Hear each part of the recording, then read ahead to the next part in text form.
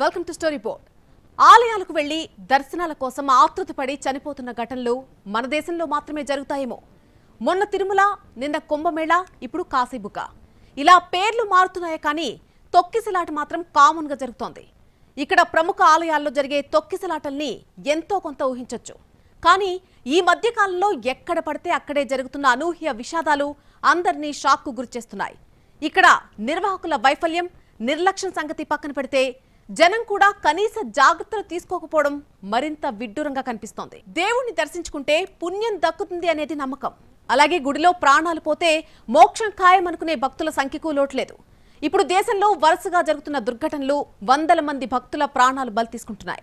కుంభమేళ దగ్గర నుంచి కాశీబుగ్గ దాకా ఎక్కడ చూసినా భక్తుల ప్రాణాలకు తెగించి మరీ ఎగబడుతున్నారు. ఈ తాపత్రయంలో ప్రాణాలు పోయినా ఖాతరు చేయడం లేదు. ఇలాంటి దుర్ఘటనలు చూసిన తర్వాతైనా జనం మారతారా అంటే అవును అని చెప్పడం చాలా కష్టం. గుడికి వెళ్లేది దైవ దర్శనానిక, ఇతరుల ప్రాణాలు తీయడానికి అనే ప్రశ్నకు ఇప్పుడు అర్జెంటుగా సమాధానం కావాలి. ఎవరినో చూడాలని, ఏదో కావాలని పిచ్చితో వేలం వెర్రిగా ఎగబడ్డం కరెక్టేనా? మన ప్రాణాలని రిస్క్లో పెట్టుకుంటూ పక్కవారి ప్రాణాలతో చెలగాటమాడ్డాన్ని ఏమనాలి? అసలు ఎన్ని ప్రశ్నలు వేసుకుంటే ఈ దేశంలో జనం తీరు మారుతుందనేది ఎవరికీ అంతు చిక్కడం లేదు. ఎంతసేపు దుర్ఘటన జరగగానే ప్రభుత్వాల తప్పుందా, అధికారుల నిర్లక్ష్యం ఉందా, నిర్వాహకుల వైఫల్యమా అనే కోణాల్లో కూపీలాగుతారు. కానీ వీటన్నిటికంటే ముఖ్యమైన అసలు విషయాన్ని గాలికి వదిలేస్తున్నారు. అందుకే ఎన్ని విషాదాలు చోటు చేసుకుంటున్నా పరిస్థితిలో మార్పు రావడం లేదు. ఇక్కడ ప్రభుత్వాలు, అధికారులు, నిర్వాహకుల తీరు ఎలా ఉన్నా జనం ధోరణి మారితే ఖచ్చితంగా అనూహ్య ప్రమాదాలు తప్పడానికి ఎక్కువ అవకాశాలుంటాయి. మానవ సేవే మాధవ సేవ అనే సంగతి తెలిసి కూడా మనుషుల్ని తొక్కేసి, తోసేసి దైవదర్శనం చేసుకుంటే పుణ్యం వస్తుందనుకోవడాన్ని ఏమనుకోవాలో జనమే ఆలోచించుకోవాలి. శ్రీకాకుళం జిల్లా కాశీబుగ్గ వెంకటేశ్వర స్వామి ఆలయంలో జరిగిన తొక్కిసలాట ఘటన తీవ్ర విషాదాన్ని మిగిల్చింది. మృతుల సంఖ్య మరింత పెరిగే అవకాశం ఉండడం ఆందోళనకర విషయం. క్యూలైన్లో తోపులాట జరగడం, అదే సమయంలో రైలింగ్ విరిగిపోవడం వల్ల ఈ విషాదం జరిగినట్టు ప్రాథమిక సమాచారం వచ్చింది. ఘటనా స్థలం నుంచి బయటకొస్తున్న దృశ్యాలు అత్యంత భయానకంగా, విషాదకరంగా ఉన్నాయి. ఇక్కడ జరిగిన విషాదం కంటే ప్రమాదం జరిగిన సమయంలో భక్తుల ప్రవర్తన అత్యంత దారుణంగా ఉందని చెప్పక తప్పదు. ఏ ఒక్కరూ కాస్త ప్రశాంతంగా ప్రవర్తించినా ప్రాణ నష్టం తగ్గేదనే వాదన కూడా వినిపిస్తోంది. మహాకుంభమేళ తొక్కిసలాట, ఢిల్లీ రైల్వే స్టేషన్లో తొక్కిసలాట, తిరుపతి క్యూలైన్లలో తొక్కిసలాట, ఆర్సీబీ పరేడ్లో తొక్కిసలాట నుంచి నేటి శ్రీకాకుళంలో జరిగిన ప్రమాదం వరకు ఈ ఏడాది అనేక విషాదకర సంఘటనలు చోటు చేసుకున్నాయి. ఫలితంగా సెలవు దినాల్లో, పండుగ వేళల్లో ఆలయాలు, రద్దీ ప్రాంతాలకు వెళ్లాలంటేనే భయంగా ఉంటుంది. ఈ సమస్యకు పరిష్కారం లేదా అనే సందేహం ఇప్పుడు అందరిలో ఉత్పన్నమవుతోంది. భారీ సమూహం కదలికలు అదుపు తప్పి కింద పడిపోయి ఉక్కిరిబిక్కిరి అవ్వడం సహజం.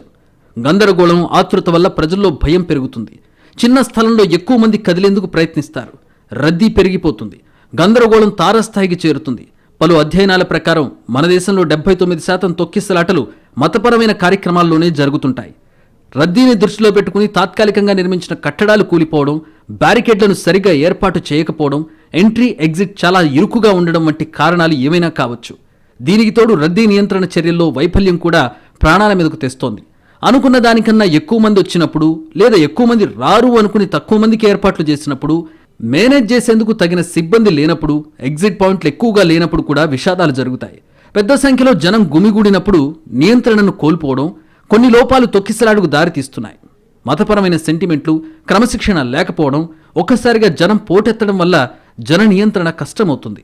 శిక్షణ పొందిన సిబ్బంది కొరత, సమన్వయం లేకపోవడం, సెక్టార్ల వారీగా సరిగ్గా మోహరించకపోవడం వంటివి అత్యవసర ప్రతిస్పందనకు ఆటంకాలుగా మారుతున్నాయి. ఇక ఇరుకైన దారులు, బలహీనమైన వంతెనలు, అక్రమ ఆక్రమణలు వంటి అడ్డంకులను సృష్టించి జనం ఒక్కసారిగా పోటెత్తడానికి దారితీస్తున్నాయి. అలాగని తొక్కిసలాట నివారణ ఎలాగో మనకు తెలియదని కాదు. తొక్కిసలాట వంటి ఘటనలను నివారించేందుకు జాతీయ విపత్తు నిర్వహణ సంస్థ పలు మార్గదర్శకాలను జారీ చేసింది. అధికారులు ఆశించిన జనసమూహం పరిమాణాన్ని అంచనా వేయాలి. ప్రవేశ ద్వారాలను నియంత్రించాలి. పాదచారుల రద్దీని క్రమబద్ధీకరించాలి. పటిష్టమైన బ్యారికేడ్లు, అత్యవసర ఎగ్జిట్ మార్గాలు, తగినంత వెంటిలేషన్ను తప్పనిసరిగా ఏర్పాటు చేయాలి. జన సమూహ కదలికలను పర్యవేక్షించడానికి సీసీటీవీ కెమెరాలు, పబ్లిక్ అడ్రస్ సిస్టమ్స్, శిక్షణ పొందిన భద్రతా సిబ్బందిని మోహరించాలి. తక్షణ ప్రతిస్పందన కోసం వైద్య బృందాలు, అంబులెన్సులు, అగ్నిమాపక యూనిట్లను వ్యూహాత్మకంగా నియమించాలి. తొక్కిసలాటలను నివారించడానికి వ్యవస్థాపరమైన మార్పులు, సాంకేతికతను జోడించడం చాలా కీలకం. ఇప్పుడు అత్యవసరం. నివారణ అనేది చికిత్స కంటే ఉత్తమం. భవిష్యత్తులో తొక్కిసలాటలు జరగకుండా నిరోధించడానికి చురుకైన జన నిర్వహణ, సాంకేతికత జోడింపు, కఠినమైన నిబంధనలు కీలకం. సమర్థవంతమైన విధానాల అమలు, వివిధ ఏజెన్సీల సమన్వయం ప్రాణాలను కాపాడుతుంది. ఏ గుడిలో తొక్కిసలాట జరిగినా, ఏ పుణ్యక్షేత్రంలో వివాదాలు చోటు చేసుకున్నా దాని కారణాలు కూడా కామన్గానే ఉంటాయి. పైగా చాలా వరకు ముందుగానే ఊహించగలిగినే ఉంటాయి. చాలాసార్లు చిన్నపాటి నిర్లక్ష్యమే కొంప ముంచుతుంది. నివారణ చర్యల గురించి అవగాహన ఉన్నా తగిన జాగ్రత్తలు తీసుకోకపోవడమే కొంప ముంచుతోంది. ఇవన్నీ అనుకోని దుర్ఘటనలని చెప్పుకుంటున్నా నిజానికి అవి మానవ నిర్లక్ష్యం కారణంగా జరుగుతున్నవే అని ఇట్టే తెలిసిపోతోంది. ఏ విషాదమైనా తొలిసారి జరిగినప్పుడు తెలియదంటే నమ్మొచ్చు. కానీ పదే పదే ఒకే రకమైన విషాదాలు జరుగుతున్నా ప్రతిసారి అదే నిర్లక్ష్యం పునరావృతం కావడమే ఇక్కడ అసలైన విషాదం. ఎవరేమనుకున్నా మేమింతే అని అటు నిర్వాహకులు, ఇటు జనం పోటాపోటీగా నిర్లక్ష్య ప్రదర్శనకు పోటీ పడుతున్నారు. పైగా నిర్వాహకులు జనం తోసుకున్నారని, జనం నిర్వాహకులు సరైన ఏర్పాట్లు చేయలేదని పరస్పర నిందారోపణలతో సరిపెడుతున్నారు. అంతేగాని ఎవరికి వారు ఆత్మపరిశీలన చేసుకుంటే ఇలాంటి విషాదాలు జరగవు కదా అనే కనీస ఆలోచన మాత్రం చేయడం లేదు. చిన్న నిర్లక్ష్యం పెద్ద ప్రమాదానికి కారణమవుతోంది. ఏమరపాటే ప్రాణాలు తోడేస్తోంది. కేవలం ఆలయాలే కాదు, భారీ సభలు, ర్యాలీలు, కార్యక్రమాల్లో కూడా తొక్కిసలాట్లు తప్పడం లేదు. రాజకీయ పార్టీల సభలు, సినీ స్టార్ల ర్యాలీలు, క్రీడాకారుల సన్మాన కార్యక్రమాలు, ఇలా ప్రోగ్రాం ఏదైనా సరే జనం వేలం వెరిగా వచ్చేస్తున్నారు. కొన్నిసార్లు ప్రమాదాన్ని శంకిస్తున్నా తిరుగుముఖం పట్టడానికి ప్రెస్టేజ్ ఫీల్ అవుతున్నారు. దీంతో అన్యాయంగా అమాయకుల ప్రాణాలు గాల్లో కలిసిపోతున్నాయి. దేశంలో మతపరమైన కార్యక్రమాలతో పాటు రాజకీయ, క్రీడా, సినిమా పరమైన సభలు, సమావేశాలు కూడా జనం ప్రాణాల్ని బలి తీసుకుంటున్నాయి. అక్కడ కూడా విచ్చలవిడిగా తొక్కిసలాట్లు జరుగుతున్నాయి. సభలు, సమావేశాలు, ర్యాలీలు ఏవైనా వాటి ఉద్దేశం ప్రజలకు సందేశాన్ని చేరేయడమే. ఇందుకోసం భారీగా జన సమీకరణ జరుగుతుంది. భారీగా జనం గుమిగూడే కార్యక్రమాలను రాజకీయ నేతలతో పాటు ఆధ్యాత్మికవేత్తలు, క్రీడా సంస్థలు, సినిమా తారలు కూడా ఏర్పాటు చేస్తుంటారు. అవగాహన రాహిత్యంతో, కనీస అంచనాలు లేకుండా ప్రజల ప్రాణాలంటే లెక్కలేనితనంతో వ్యవహరించినప్పుడే తొక్కిసలాటలు జరుగుతుంటాయి. ప్రజల ప్రాణాలు పోతున్నాయి. ఇక్కడ జనం ప్రాణాల కంటే తమ పబ్లిసిటీ, క్రేజ్కు ఎక్కువ ప్రాధాన్యత ఇవ్వడం విడ్డూరంగా ఉంది. కరూరులో టీవీకి అధినేత, సినీ నటుడు విజయ్ ర్యాలీ అయినా, గతంలో బెంగళూరులో జరిగిన తొక్కిసలాటైనా ఏది చూసినా వాటిలో ఉమ్మడిగా కనిపించేది అంతులేని నిర్లక్ష్యమే. ఇలాంటి దురదృష్టకర ఘటనలు జరగడం ఓ ఎత్తైతే, జరిగిన తర్వాత కూడా కనీస బాధ్యత లేకుండా వ్యవహరించే తీరు మరో ఎత్తు. నిజానికి జరిగిన దుర్ఘటన కంటే ఆ తర్వాత చూపించే నిర్లక్ష్యం కారణంగానే మరిన్ని ప్రాణాలు పోతున్నాయంటే అతిశయోక్తి కానే కాదు. కరూర్, మధురై, బెంగళూరు తొక్కిసలాటలే కాదు, దేశంలో ఇంకా చాలా తొక్కిసలాట ఘటనలు జరిగాయి. కానీ ఎన్ని దుర్ఘటనలు జరుగుతున్నా, ఎన్ని ప్రాణాలు పోతున్నా మేట వేసిన నిర్లక్ష్యం మాత్రం అలాగే ఉంటుంది. ప్రయాగరాజ్ దగ్గర నుంచి హత్రాస్ దాకా, వైష్ణోదేవి దగ్గర నుంచి పూరీ దాకా ఎక్కడ చూసినా నిలువెత్తు నిర్లక్ష్యం కారణంగానే అనుకోని దుర్ఘటనలు జరిగాయి. ఎలాంటి బాధ్యత లేకుండా, కనీస జాగ్రత్తలు తీసుకోకుండా నిర్వహించే సభలు, కార్యక్రమాల్లో మాత్రం ప్రాణ నష్టం జరుగుతూనే ఉంది. ఇక్కడ ఓ భారీ కార్యక్రమం నిర్వహించేటప్పుడు దాని ఉద్దేశం, జన సమీకరణ, వచ్చిన వారికి ఏర్పాట్ల విషయంలో చాలా స్పష్టత ఉండాలి. కానీ తీవ్ర గందరగోళం మధ్య చేసే ఏర్పాట్లు చివరకు ఫలితాన్ని ఇవ్వకపోగా కొన్నిసార్లు కొన్ని సౌకర్యాలు ఉన్న విషయం కూడా వచ్చిన వారికి తెలియడం లేదు. ప్రధాన కార్యక్రమం మొదలు కాకముందే భారీగా జనం వస్తే వారిని ఎలా ఎంగేజ్ చేయాలో కూడా ముందస్తు ప్లాన్ ఉండాలి. ఇక్కడ వ్యక్తుల కోసం లక్షల మంది అనే కాన్సెప్ట్ కాకుండా నిజంగా ప్రజల కోసం వ్యక్తులు అనే సూత్రం పాటించినప్పుడు చాలా వరకు దుర్ఘటనలకు అడ్డుకట్ట వేసే అవకాశం లేకపోలేదు. కానీ మానవతా దృక్పథం కంటే స్వప్రయోజనాలకే పెద్దపీట వేసే వారికి ఇవన్నీ అర్థమవుతాయా అనేది అసలు ప్రశ్న. అది రాజకీయ పార్టీ సభ, ఆధ్యాత్మిక కార్యక్రమమా, ఇంకోటా మరోటా అనేది అప్రస్తుతం. కానీ ఎక్కడైనా భారీగా జనం గుమిగూడినప్పుడు ఖచ్చితంగా తొక్కిసలాటకు అవకాశం ఉంటుంది. అలాంటి అవకాశం ఇవ్వకుండా గుంపును నియంత్రించడమే తెలివైన పని. అంతేగాని ఏమీ జరగదనే గుడ్డి నమ్మకం పెట్టుకోవడం ఎవరికీ మంచిది కాదు. ఏమీ జరగకూడదని అందరూ ఆశిస్తారు. అలాగని అనుకోని ప్రమాదం జరిగినప్పుడు తక్షణ సహాయ చర్యలకు రెడీగా లేకపోతే అదే పెద్ద తప్పవుతుంది. సరే, మనుషులన్నాక పొరపాట్లు చేస్తారు. పోనీ రెండోసారైనా వాటిని దిద్దుకునే ప్రయత్నాలు జరగడం లేదు. పైగా తామసలు తప్పే చేయలేదని బుకాయించేవాళ్ళు, ఇదంతా ఎవరో చేసిన కుట్రని దబాయించేవారు ఎక్కువయ్యారు. కారణాలు ఏవైనా ప్రజల ప్రాణాలు పోతున్నాయి. మొదట వారిని సమీకరించిన వాళ్ళు బాధ్యత వహించాల్సిందే.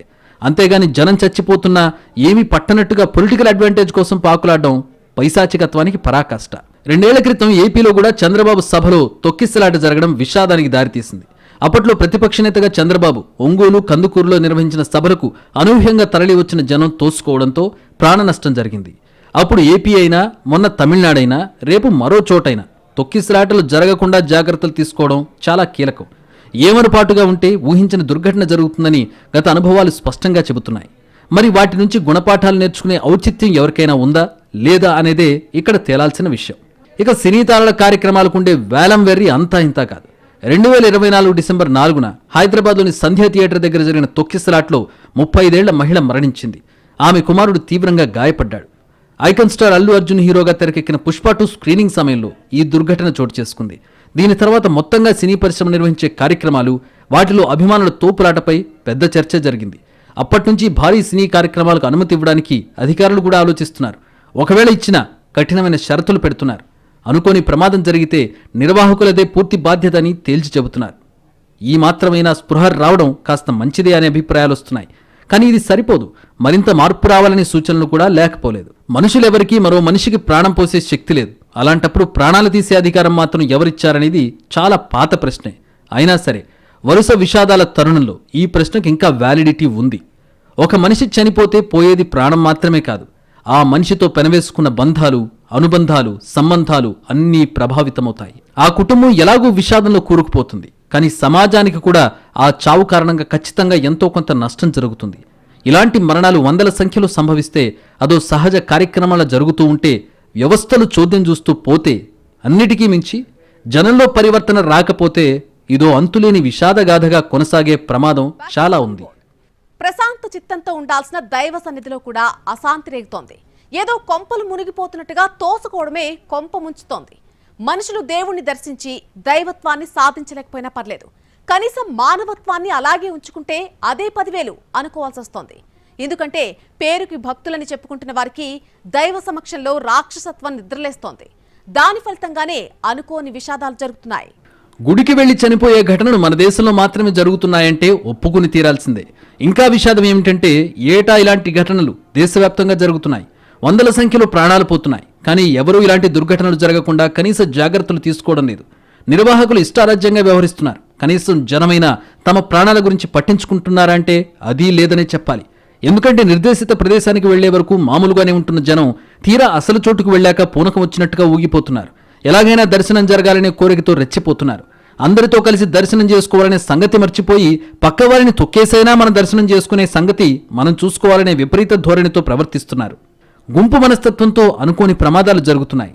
నిజానికి ఇక్కడ అనూహ్య ఘటనల కంటే తోటివారి నిర్దాక్షిణ్య ప్రవర్తనతోనే ఎక్కువ మంది ప్రాణాలు పోతున్నాయి. పక్కవారు కింద పడిపోతే పైకి లేపడం కనీస మానవత్వం. కానీ ఆలయాలు, ఉత్సవాలు, జాతరలు, ఇతరత్ర సభల్లో జరుగుతున్నది మాత్రం వేరే. కింద పడ్డవారు కాసేపటికి పైకి లేచే అవకాశం ఉంటుంది. కానీ అలాంటి ఛాన్సే ఇవ్వకుండా కింద మనిషిని తొక్కుతున్నామనే స్పృహ కూడా లేకుండా కసిగా తొక్కేయడంతో ఉన్న కాస్త ప్రాణం కూడా వెంటనే హరి అంటోంది.